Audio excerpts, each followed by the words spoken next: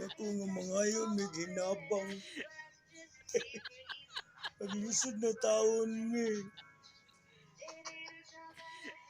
Noon ang akong duha ka anak, magsige na lang mag-cellphone. No, buntag mo to hapon. Wala na tao may kabayan sa kuryente. Naot, maluwi mo na mo.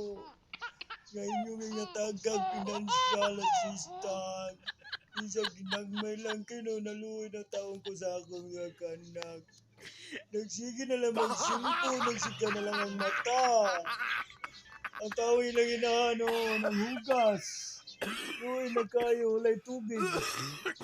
Wala na may kabayad sa tubig na among ito ang gamit. Apit ang may maputlan.